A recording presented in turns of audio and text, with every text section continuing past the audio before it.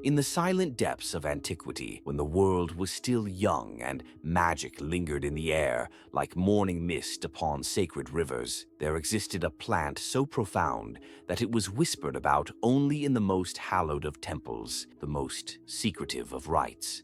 This was no ordinary herb. This was cannabis, the green sage, the keeper of thresholds, the living bridge between flesh and spirit, between the prison of the mundane and the boundless expanse of the divine. Long before science sought to dissect its mysteries, before kings and priests sought to chain its power, cannabis was the sacred companion of those who danced between worlds. In the crumbling scrolls of the Vedas, etched in Sanskrit by hands trembling with revelation, it is called Vijaya, the victor, for it was said that this plant could conquer not just pain, not just sorrow, but the very illusion of separation that keeps humanity chained to suffering. The great ascetic Shiva, lord of cosmic ecstasy, was said to have wandered the Himalayas with his hair tangled in wild dreadlocks, his body smeared in ashes, his mind aflame with the wisdom of the universe. And how did he sustain such divine madness? With cannabis, not as escape, but as sacrament. From the icy steppes of Siberia, where shamans clad in reindeer skins burned cannabis to summon the spirits of the dead, to the sun-baked temples of Egypt, where initiates drank its essence to commune with the stars.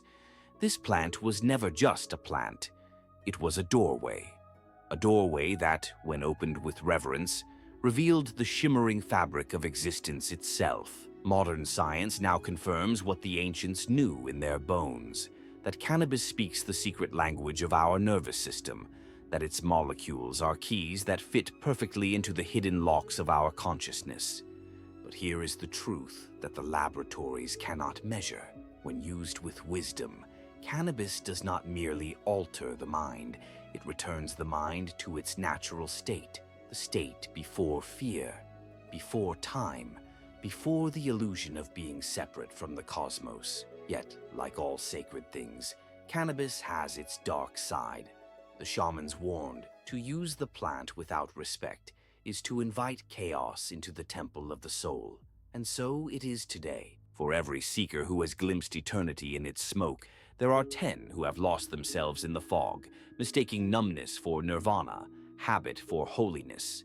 The difference? Intention. The ancients did not get high. They prepared. They purified.